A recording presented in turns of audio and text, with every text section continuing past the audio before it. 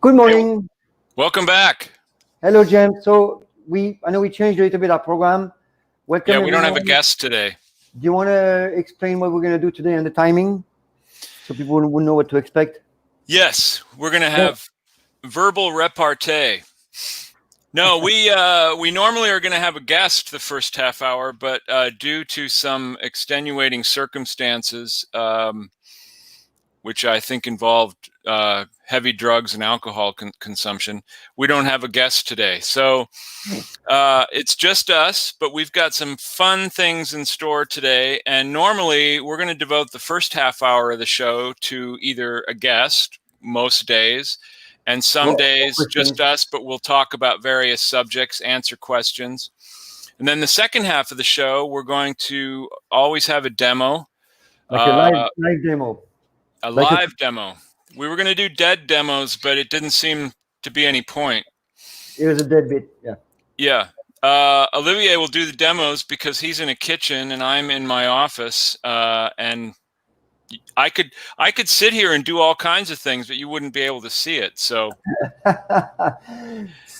yes. So we are going I'm completing, while I'm sitting here, I'm completing Rubik's Cubes, just one after the other. It's amazing. I wish you could see it. So anyway, 3:30, we're doing a Ratatouille demo. So you guys, if you're interested in knowing exactly how to make a Ratatouille, I'm going to actually make a Ratatouille today. I have all my stuff here, and I'm going to show you how to make a perfect Ratatouille. And very easy. So 3:30, this is where it's happening today. Before that, we're going to talk about the Ratatouille. What is that? I just wanted to ask though, is a rat necessary? Do you need a rat to make Ratatouille? You need the rat to cook the Ratatouille, right? I see. Yeah. Does he stand on your head while you're chopping? Yes. Well, the first thing I wanted to talk about today is something I've hinted at before, but I want to get into it, and it seems like a good time because we're all concerned about our health these days. When you're cooking in the kitchen, I think as much as knowing how to use a knife and knowing how to saute and roast vegetables, I think it's very important to know a little bit about first aid because accidents do happen. Trust me, I know. Look, see, accidents do happen. Now, of course, the most common accidents are burns and cuts.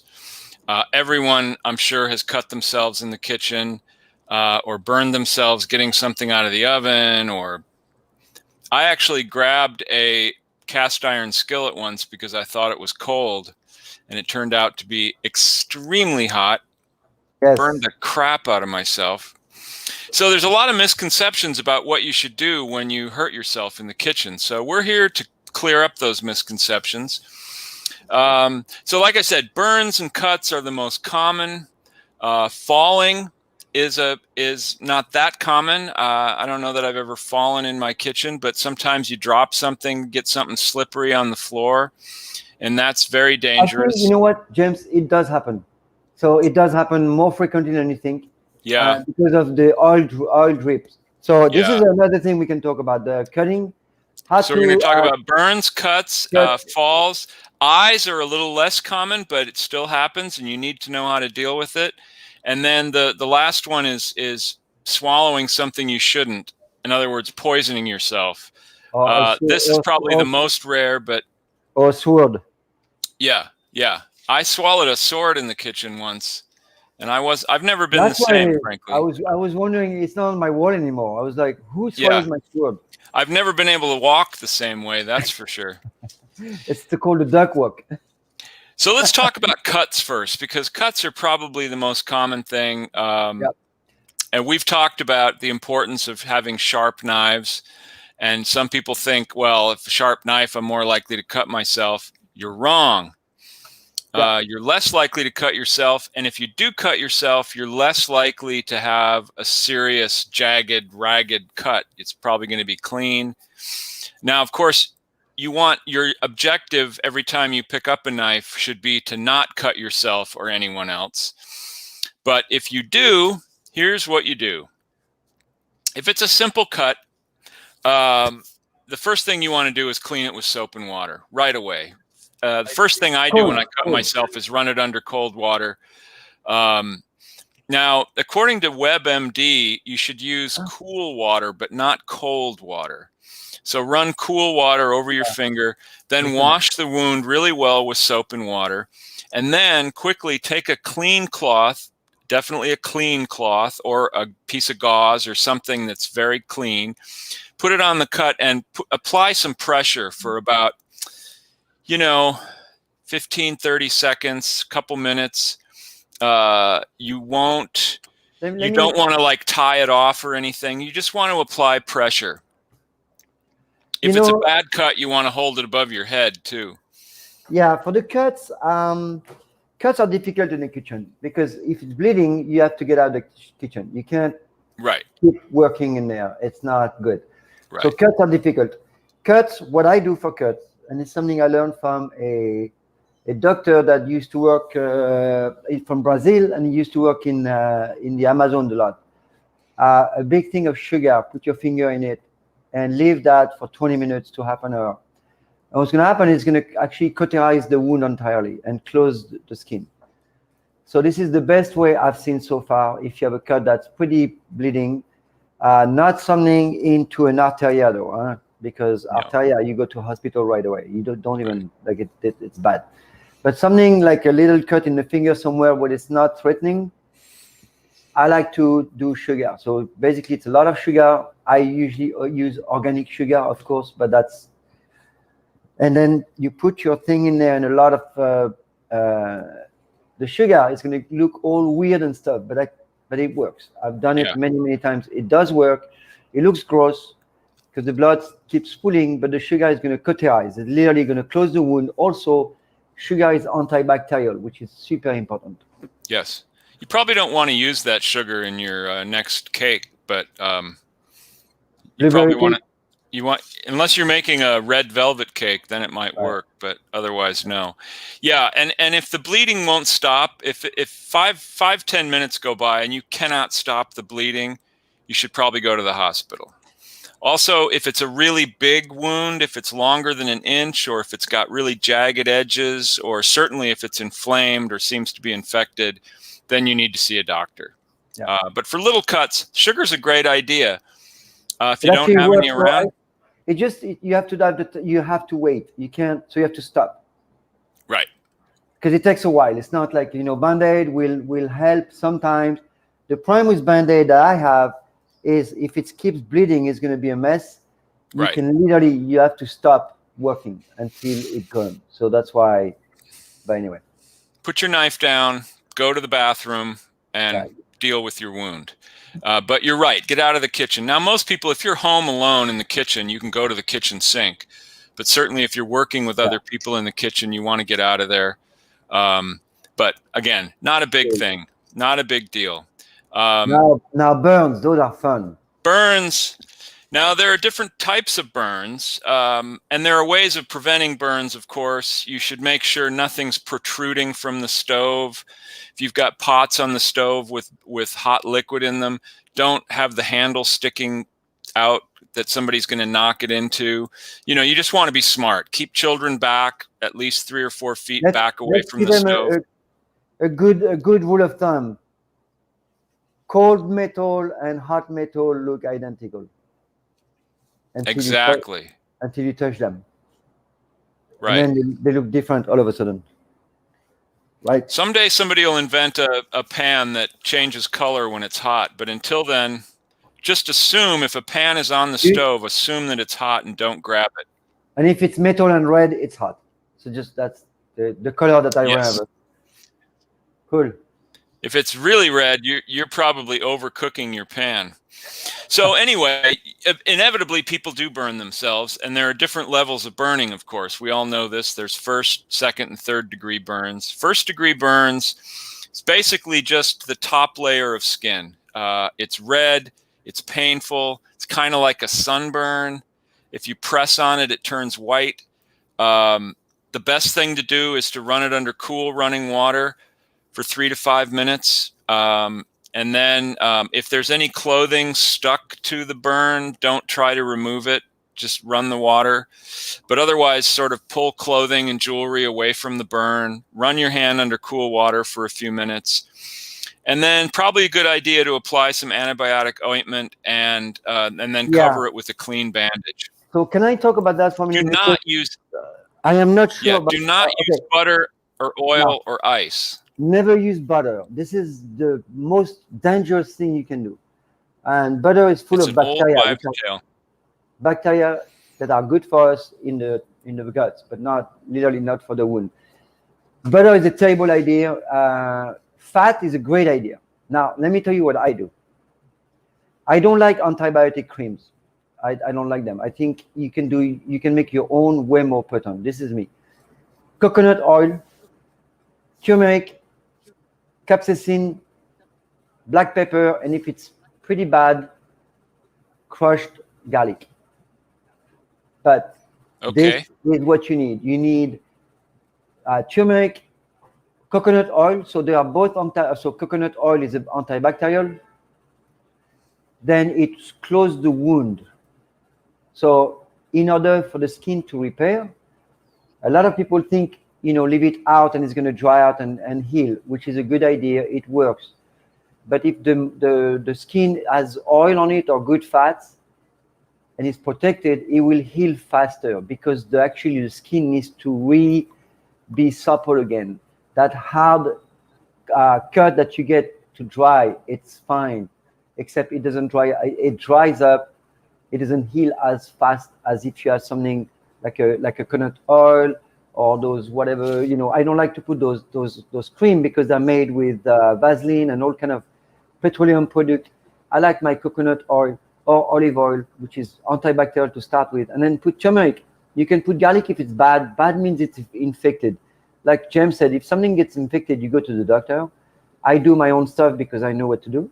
But you guys don't take me out for the doctor. I'm not a doctor. I've done a lot of fixing in the kitchen for 45 years, trust me, and I'm still alive.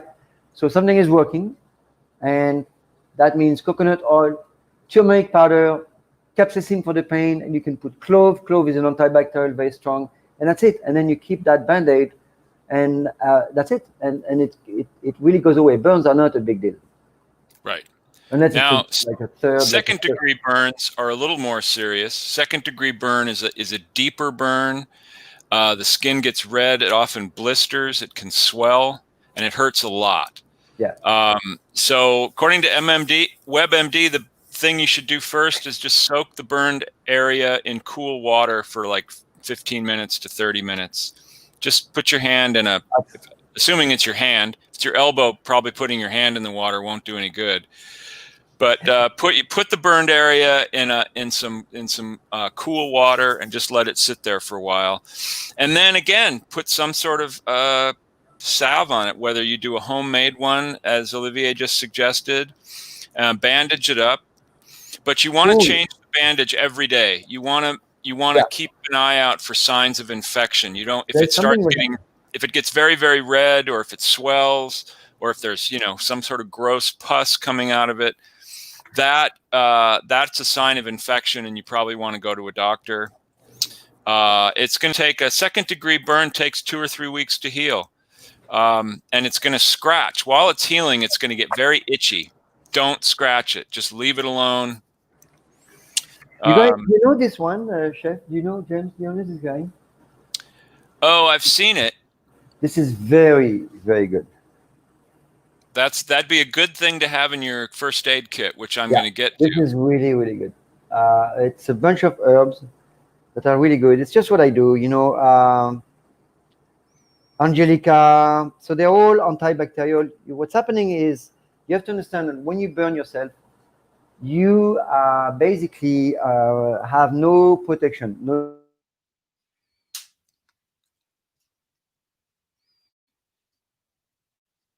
One of us is frozen.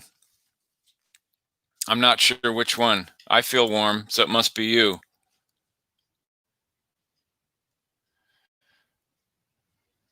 Am I frozen or are you frozen?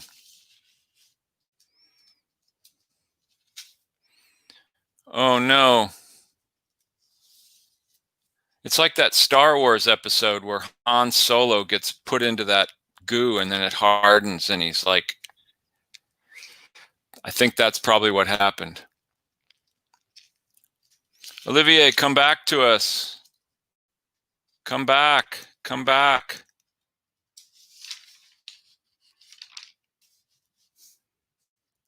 All right. Well, Olivier seems to be gone, so I'm just going to keep going.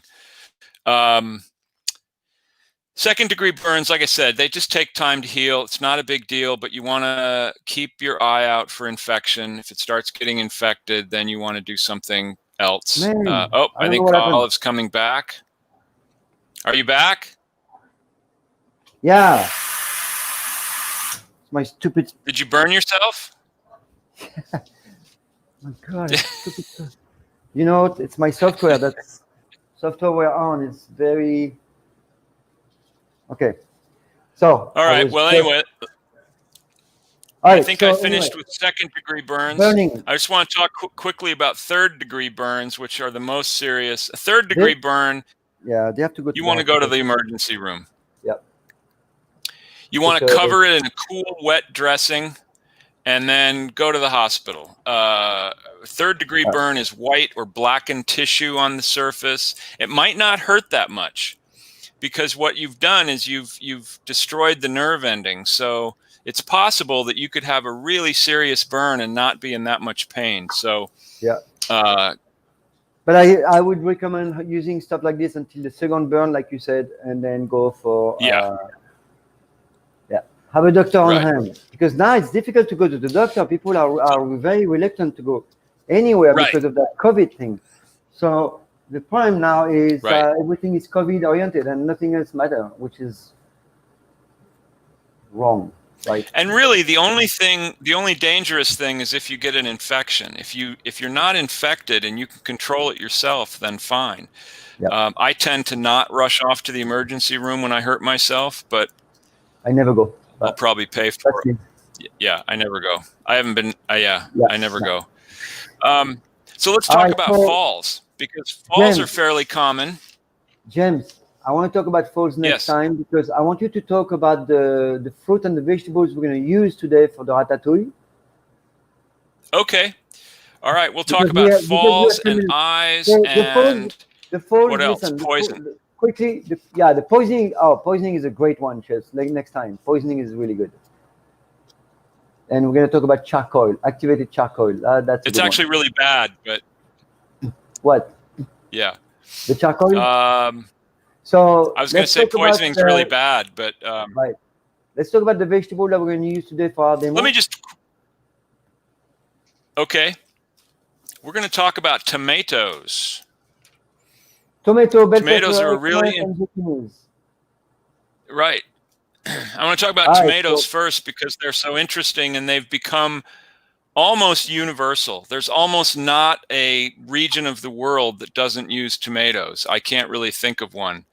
I don't know if Japan uses them that much, but they're prevalent in Chinese cooking all over Asia, certainly Europe and America, Africa. They're just everywhere. And it's another example of a new world food that went to Europe and really changed the nature of the food there, even though it took a long time for people to figure out that it wasn't A, an aphrodisiac, or B, a poison.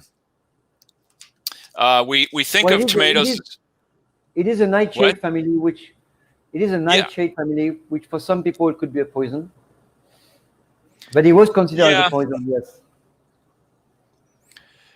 But for most of us, it's a delicious food. Some people are allergic to them. Some people get rashes when they eat tomatoes, just like with strawberries and other things. But for most of us, it's just a delicious part. It's actually a fruit, but we really treat it as a vegetable, so it really gets lumped in with vegetables. It's a distinction that I've never really cared about, whether it's a fruit or a vegetable, because, like I said, it all depends if you talk culinary or botanic. Right, and I don't care how it's described botanically. I'm only interested in the kitchen. So they come from South America originally, and then they moved north to Mexico, which is where the Spanish first encountered them. And the Spanish also, once again, the Spanish screwed up a lot of words when they brought stuff back, like peppers. We call chilies peppers because they thought it was a form of pepper. They thought it was related to black pepper. So they made all these vocabulary screw ups, the Spanish did, when they brought this stuff out, and including tomatoes, because in the Aztec word tomatl, Tomatl, simply means a plump fruit. And then they have all these prefixes. So a zitomatl, the edible tomato was called a zitomatl, and a tomatillo was a miltomatl, et cetera, but the Spanish didn't understand the suffix, so they just used the tomatl, which became tomate, which in English became tomato, or you say tomato, I don't know. Anyway, didn't appear in Spanish cookbooks until 1745, although you have to assume, if it appeared in a cookbook then, you have to assume it was being used, because you wouldn't include a major ingredient that was simply unavailable. So they included the tomato was included in a botanic book, like I told you last time, in the 1600 or something, as a poison. Right. As a nightshade poison, which is, and it came 80 years later, was mentioned as a mandrake, which is another poison. That's why it was such a reluctance to use tomatoes at the time, because they were wrongly categorized. And then people started to enjoy them. And Italy was one of the first places. And they removed the skin and the seed when they used to do the pomodoro, by the way. Mm-hmm. Right. So anyway, it has become, in fact, it's, of course, the basis for modern day ketchup, which some people say is the most universal condiment in the world. Certainly the most universal condiment in America, sad to say. I mean, I don't dislike ketchup. I just think it's grossly overused. There's so many more interesting things to use. Well, James, ketchup in America is disgusting. Right. Ketchup all over the place, all over the world is awesome. And the difference is, and it's weird, this is, in America, made with corn syrup. You take any ketchup, the same brand, Heinz, from any other country, it's, sugar, whatever. Yeah. Which is not great, but it's not corn syrup. So the American product is always shitty, and it's tiring to see that people are not revolting and stop buying all this stuff that should not go into their body. That's it. Right. Well, and there are some small companies that make great ketchup, quote unquote gourmet ketchup, which is made. Ketchup is actually healthy. Yeah. But of course, those people can't hold a candle to the huge corporate suppliers, like you said, Heinz and. It's time for the people to make a difference by not buying that product. Please don't do that. Yep. It's probably not going to happen in our lifetime, but. No, it will. People are starting to be sensitive. I keep saying, don't buy stuff that have weird ingredients in there. That's a rule. You just don't buy it. Just leave it. Okay, they'll change it. Trust me. Somebody said if you can't pronounce the ingredient, you probably shouldn't buy the product. Well, it's true and not true, because in some ways there's some ingredients that are very hard to say anyway, and they're not always bad for you. What you want to understand is you want stuff that is not made by, like corn syrup is easy to say, right? It's not hard to say. Right. I think the better way to put it is, if there's ingredients in there that you don't know what they are, you should avoid it. And if you do know what they are, and you know that they're really bad ingredients, like you said, like high fructose corn syrup, which is tomato ketchup is tomato, sugar, vinegar, spices, cooked down. That's it. Okay, and there's no need to put a bunch of stuff in there, but whatever. And you can actually, it's really easy to make your own too. So Yeah, super easy. Let's you know what? you Next should week, do that at one day. James, next week I'm going to show them how to make a really awesome ketchup, which I make for Kitchen on Fire. It's very good. It takes smoked paprika, vinegar, tomato paste. That's it, and white wine. The first time I was introduced to homemade ketchup was some friends of mine in New York many years ago had a little restaurant called Home on Cornelia Street, and they became known for their house-made ketchup, which they made it a little bit spicy too. And they would make big vats of it, and it was so delicious that they started bottling it and selling it. It was amazing stuff.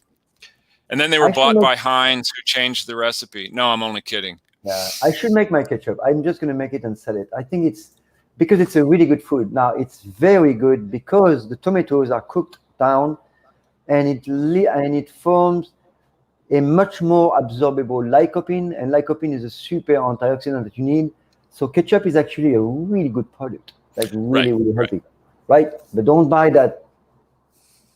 No corn syrup. Just don't touch it. So let's talk about the other ingredients. Funny enough, tomatoes are related to two of the other ingredients, peppers and eggplant, although the eggplant probably originated in Asia. I think people are pretty sure that that's where that came from. Right. And peppers and tomatoes both came from South Mexico, zucchini. South What about America. Zucchini? Oh, and zucchini. But zucchini's an old world food too. Is that also a nightshade? Yeah, no, it's not a nightshade, but this is what's happening with zucchini that's funny. It's called the summer squash, right? Right. Now, the zucchinis were never eaten. What was eaten was the winter squash. Right. Because you could save them. So you have to understand that from the medieval times to almost the Renaissance, which is like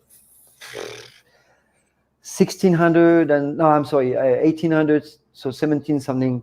It's very difficult to eat fresh food because of the way there's so many wars and there's no time of peace. So people are trying to figure out what was the good diet. Well, the good diet means peace first, and have time to have the vegetables and the meat, and everybody's kind of stabilized.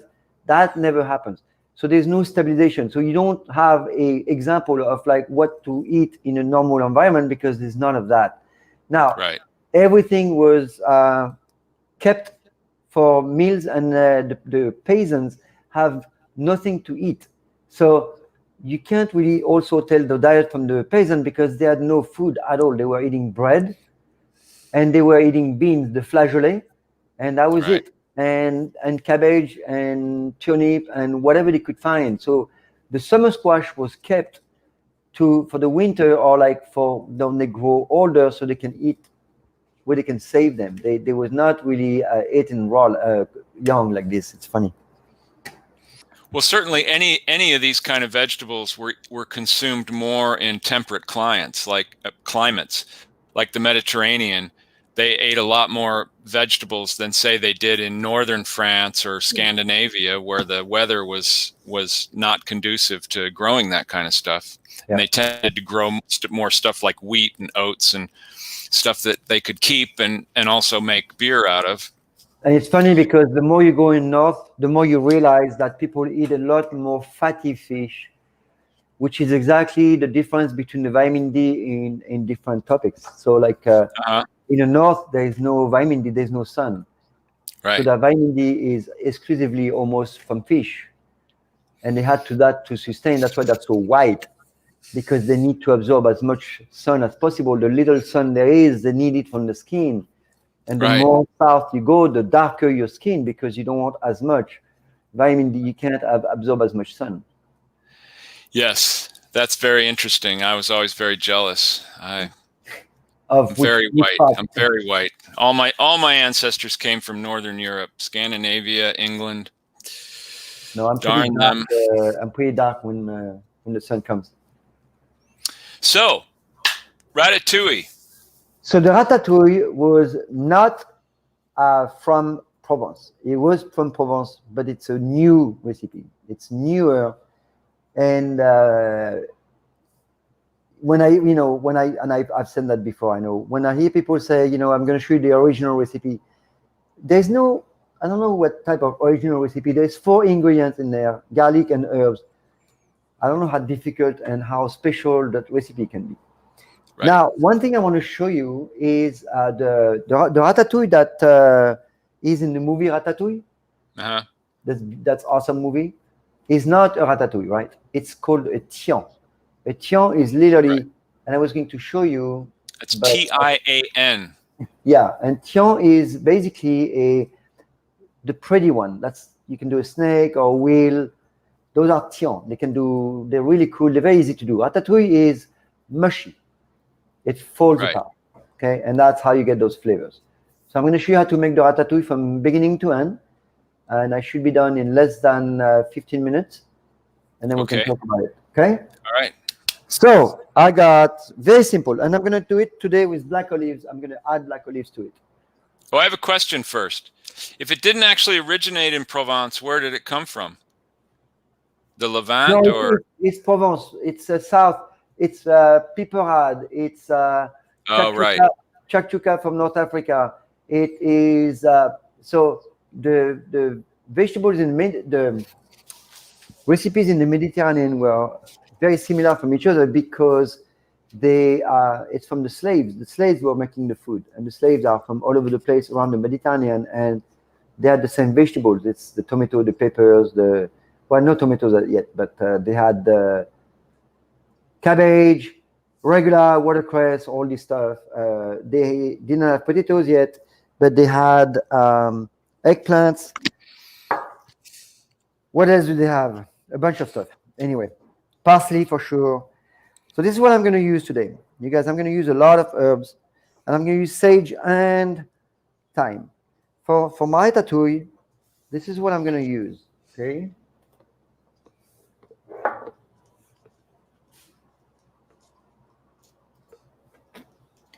All right. I have eggplant, tomatoes, thyme, and sage. I'm going to show you how to deal with that. And I'm going to put black olives because I want to put some black olives in there. It's pretty fun. So let me do some cutting first. Get those things ready. Okay. And then, and I'm going to show you how to do it as you cut your stuff. So normally, I will teach you to do mise en place, which is basically you cut everything first. In this case, I want to cut what I need. What? What happened? There you are. Okay. Normally, I would cut everything first and then go cook. Right now, I'm going to show you how to cook what I need first and cut the rest as I need. Okay, so I have a pot here. Okay, I'm going to put some oil, and I'm gonna do nothing yet. But once I'm ready to cook, I'm going to cook with olive oil. I'm going to cook with a really good olive oil.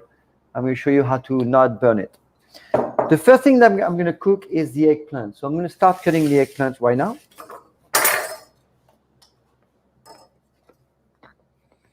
And then I'm going to start cooking it because it takes a little bit of time. I want to flavor the eggplant. So that's a big eggplant. I don't need to put all of it, but I could, okay? I could put all of it. It cooks down a lot, so. Yeah. Okay. Oh, look, I cut myself. Let me get it back. Oh, my God. I cut myself. Can you believe that? So, did we talk about the cut earlier? I jinxed you. I jinxed you by talking about cuts in the kitchen. Nice. Did you ever see the episode of Julia Child where she really cut herself and it was bleeding all over the place? And she's like, no. Wow. And then Dan Aykroyd did a parody of it on Saturday Night Live where he cuts himself as Julia Child. And it's just like they've got a hose hooked up and there's just blood just shooting across the kitchen all over the place. It was very funny. But she actually did that on camera. It was funny. Probably wasn't funny to her. All right, so I'm going to make cubes like this. I don't know if you can see. I don't know if I'm going to put the whole thing. Yeah, might as well. Okay. And about this much, okay? Now, the trick about the eggplant, it sucks a lot of oil, okay? But I have a trick for that. I'm going to start to cook it on a dry pan on a dry pan. Aha. Just like that. So you don't salt the eggplant first and let it drain? I don't. You could, but I don't. You don't think it affects the flavor? I've never noticed a difference, really. I don't know. I don't think it affects the flavors.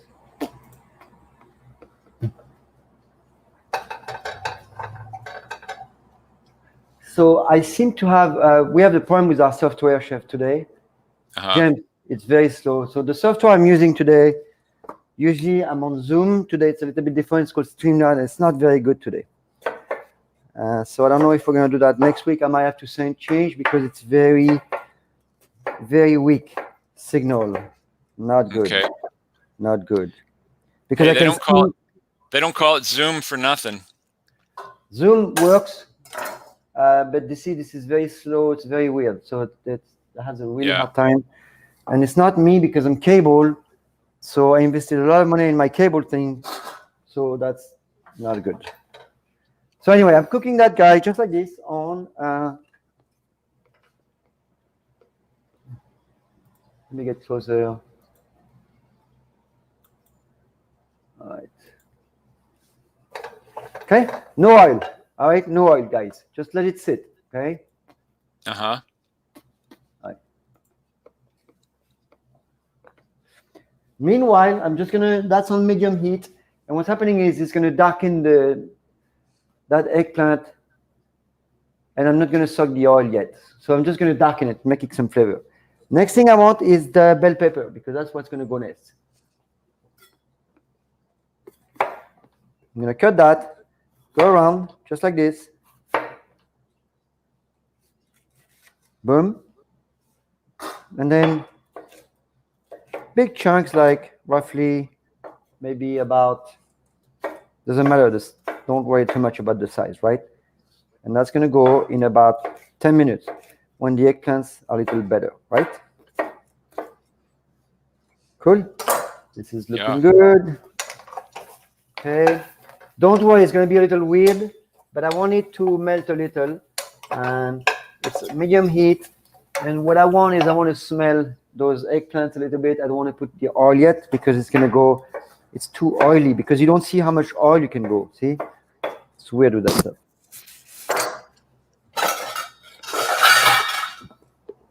All right, this is cut. Now I'm going to cut. You see the size of that bell pepper, zucchinis, and the tomatoes. It doesn't matter how you cut them, literally, because they're going to break down. But the zucchinis has to be bigger than this guy, bigger. Okay. So for the zucchini, I'm just going to go and maybe make big guys. You see, big guys. Yeah. So you won't.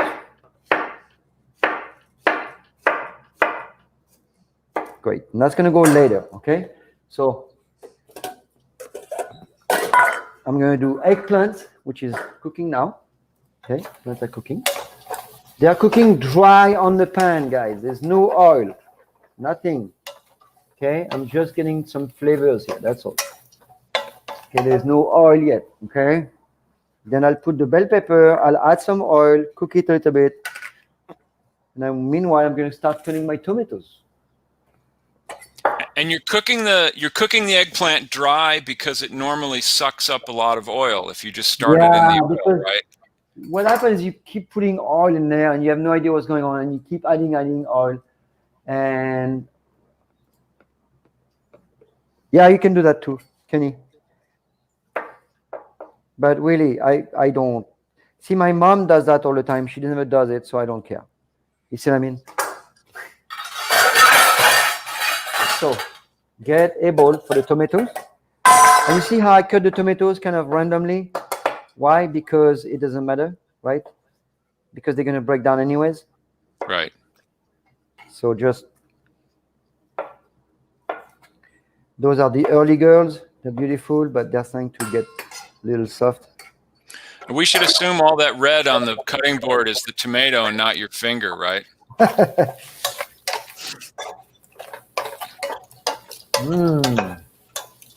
Starting to smell good.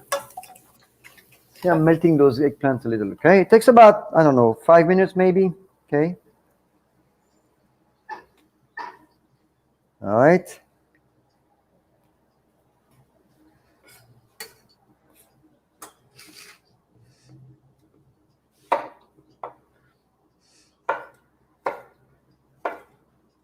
And once again, people should notice that you're not using a serrated knife. You don't need a serrated knife to cut tomatoes. You need a sharp knife. That knife is very sharp, you see? I can go anywhere I want. Yeah. Cool, tomatoes done. That's my water, okay? So when it's time, the tomato goes last, always, okay? Let's see what's happening on this guy. Ah, looking good. Okay, so you see all these dark. Chef, can you see a little bit, Jim? Yeah. Okay, Yeah. dark it gets. All right, cool. So ready? You can definitely see look that. what's happening. I get my oil, my bell pepper, and 2 big tablespoons of oil. Yeah. Oh, ho, ho, ho, ho. Okay, now we're frying, and it makes sense, right? Look at this. Whoa, that looks good.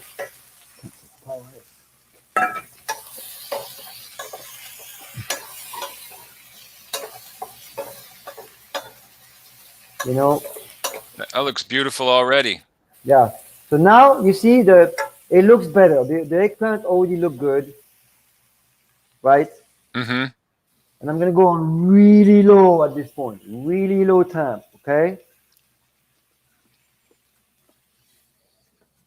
Now the zucchinis will go in about 5 minutes. I'm gonna finish some of the tomatoes here. Those are whatever. I have a lot of tomatoes, people. And I'm gonna chop some of the eggplant, the black olives. Those are the Romano tomatoes, they're fun also. Romans are what they usually use to make sauces because they're not Yep. as good at eating tomato. Yep. And also they have more meat and less seeds. Uh-huh. That's what's happening. All right. My olives, boom. Chop them if I want to. I don't have to. That's gonna go with the tomatoes. So those are already pitted olives, obviously. I hope so. If not, my knife is really sharp. Okay, that's it. My prep is done. I'm going to do some cleaning here and ready to go. All right, so for the thyme and the sage, all right, I'm not going to cut the thyme or the sage, okay? I don't do that. What I'm going to do is cut that.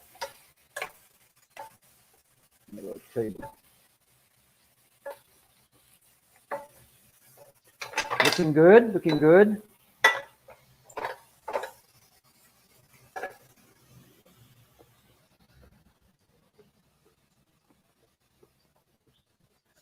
Give it like 5 minutes. 5 minutes to just, and also you have to work with your nose. I mean, your nose, not in there, but it has to smell good. Everything has to smell good. And it has to be gentle. You know, cooking on high heat is not a good idea, ever. Just keep that guy going really nice. And I'm going to actually add all the other stuff in a minute. And we're done. Pretty cool, huh? Yeah, very cool. That's it. And then the ratatouille. So why do they cook on such high heat in restaurants? Why do they do that? I don't know. They should not. Why would they do that? See, I'm about 5 minutes. So I'm 5 minutes away from putting all the stuff in there. And the trick about the ratatouille is to cook it for a long time. That's all. That's the trick. So there's nothing really, really important except cook it for more than half an hour, 45 minutes at super, super low and put lots of herbs. I'm going to put some garlic. I'm going to show you how to do the garlic. That's pretty cool.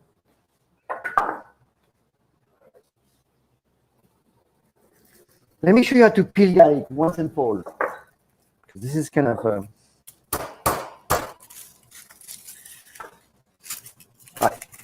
So this is my garlic cloves, okay? All right. I'm going to put 4 cloves. What you want to do is this. I'm going to show you on this right here. You're going to see it well. I'm going to do a small crack. See? Okay? Okay, that's it. Now look.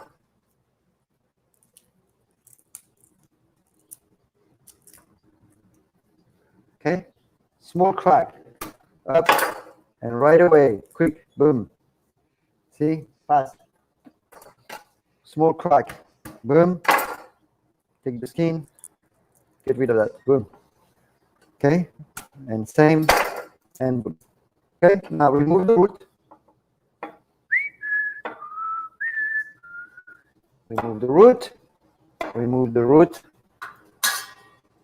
And then you can just slice, and mince. That's it. Okay? That's all you need to do. Pretty cool, huh? Makes it a lot easier. Yeah. You don't have to go too fine, right? Whatever you want. It doesn't matter. It's going to cook for a while. This is a good size. It's not too minced. It's good and chunky. And I'm going to start to do something with it. All right. Now look carefully what I'm doing. All right. So this is my ratatouille, right?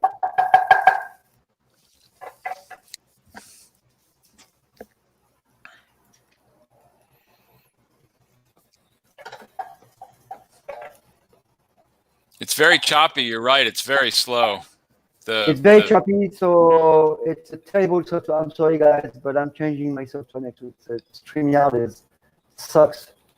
That's all right. We're getting the idea.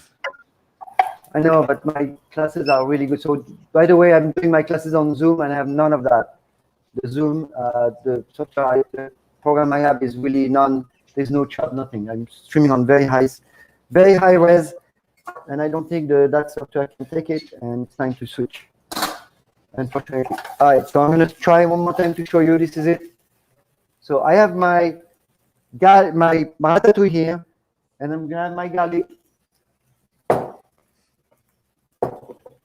Okay, so there's a hole here. Can you see that? Uh-huh. I'm going to put a little bit of oil. I'm going to put my garlic in, just like right here. I'm very low heat right now, very low heat.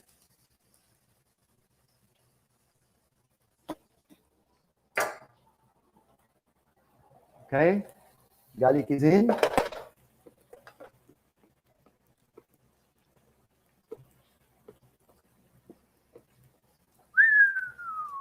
You can't even see it. Oh my God. Yeah, it's hard to see. Terrible. But you want the garlic just to soften and get a little translucent. You don't want it to brown. Yeah, let me show you. It's right there. Okay, you see? So what I did is I put the oil right here. I put a bunch of oil, and I'm frying the garlic in that little oil. Just like that until it gets colored. Okay, so I'm going to wait until the garlic gets a little brown. I added some oil here, and that's all I need to do, right? That's a So good I'm going to go back here, to know. right? And I'm very low temp. Okay, very low temp. I'm going to give it 1 more minute probably. I don't think you can see the top because it's terrible. And again, I apologize for that. This is a really bad software. I'm going to switch. Now I have a little color on the garlic, Guess what it's time to put now? Everything else. So I'm going to put my zucchinis first. Okay. Ooh, nice. Good work now. That's fine. Really good. Now I'm going to add my bell peppers, tomatoes, with all the stuff.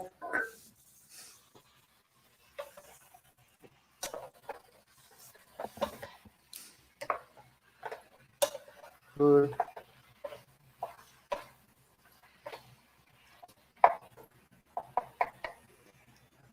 And my herbs. I want you to see the herbs. It's very, very bad. I'm gonna do it here, chef. I'm gonna do it here because it's not happening. All right. Let's abandon that camera.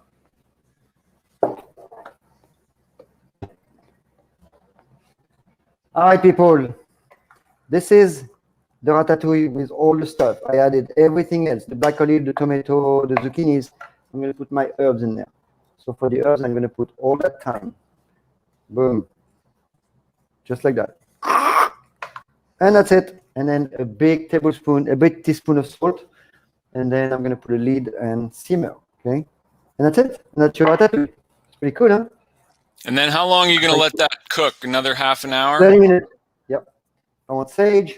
Put some sage in there. Just, okay. Little sage. Boom. And it smells really good. Just pieces of leaves. Don't worry too much. It's done. And that's it. And goes back. Goes to low. Now, when you serve that, you can just fish out the thyme, right? Oh yeah, because it takes a while to do the leaves.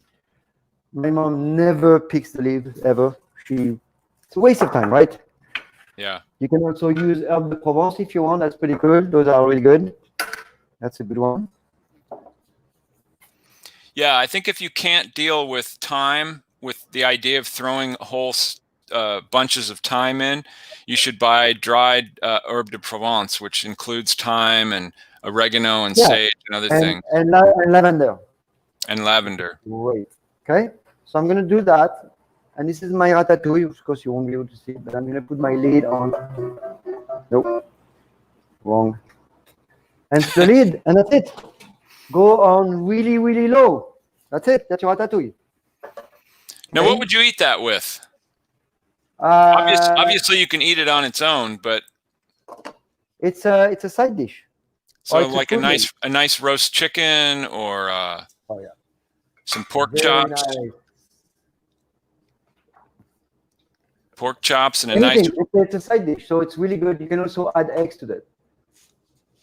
Yeah, don't forget the rats. No, the rats eat the ratatouille. After. You could do a little roast rat, a little sautéed rat to go with that. And a nice rosé. Yeah, nice rosé with ice. No problem. I remember we talked about this last time. I know. So my ratatouille is going to be very nice. Ratatouille is something you can eat cold, warm, any temperature, which is really cool. We like that. And that's it. That is it. So you see, I've done it in like, 15 minutes? Yeah. And it's cooking by itself.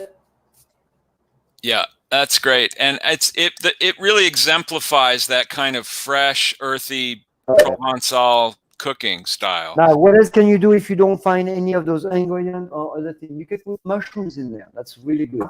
It's not a ratatouille, but who cares? Okay, yeah. You can put mushrooms. You can put whatever you want. Don't put carrot and potatoes because that won't cook at the same rate. You need to cook. You need to split them up. But this is all the stuff that cook together. You can put green beans in there. They'll cook right. Okay. You could probably put peas in there. Peas is awesome. Frozen, fresh, whatever. I don't buy fresh peas so much. I do sometimes, but they lose their nutrients pretty right away. Yeah. So I think it's better to buy them frozen. But you know what I mean?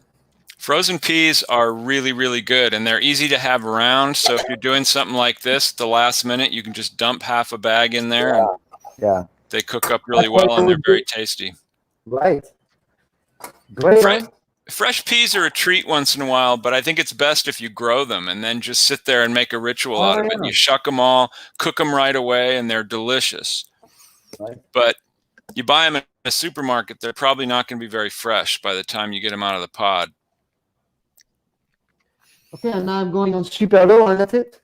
I'm going to go actually on this guy right here, which is even lower. And that's my ratatouille. Nice. Yes, nice. Very nice.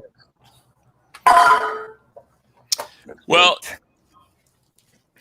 I think we got the idea, even though it's too bad that it's such a choppy picture. But I think everybody got the idea. That is something that is not good, and this is not the way my classes run. My classes run on Zoom, and I have no issues on anything. I have 4 cameras.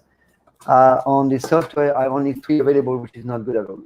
I need everything to show you. So the classes are good. So the classes I do have a lot of angles, so you can actually see what's going on very well. Cool.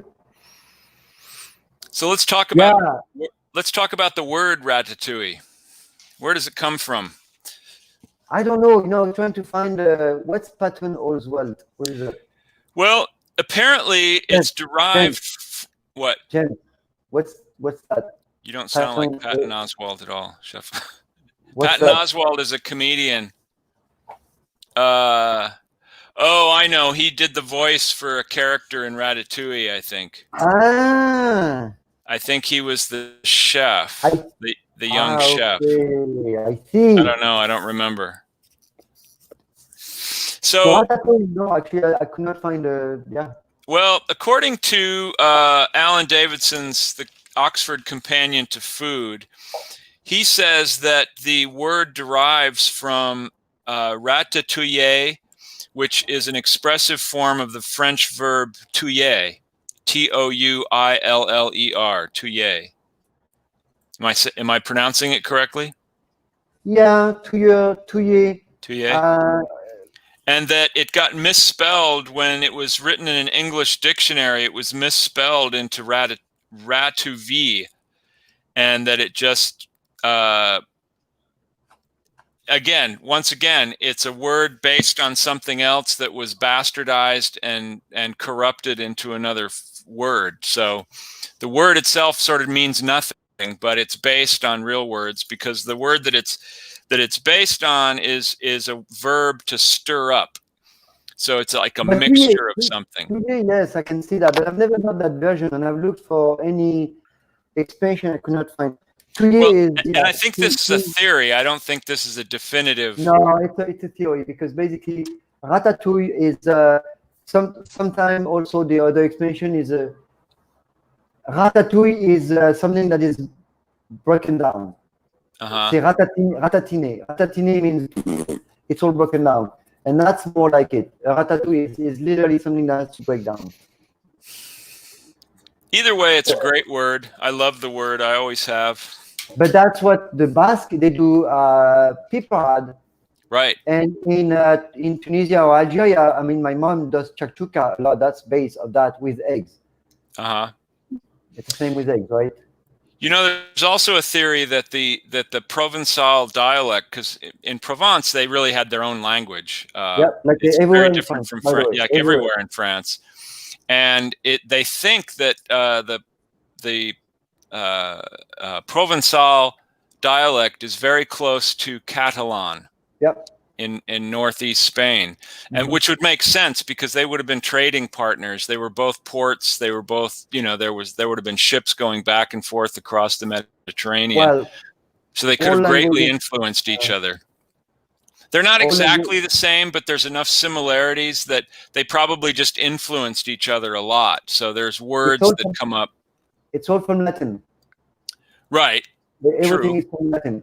So everything comes from far, far, far away from the Bronze Age. Even before, because basically what happened is the word in the old days were showing the face and what it could represent. So by the face we make when we talk something like smile, for example, smile. Right. You see, warrior, war. There's a lot of connotation and shape of mouth. So all the languages come kind of the same root, and then we kind of the Celtic, everything is all the same. So not all the same, but we all come from the Latin. So Greek before Latin, and then things have kind of by need they were able to make more sounds or what, because now there was more and more stuff to talk about, right? Right.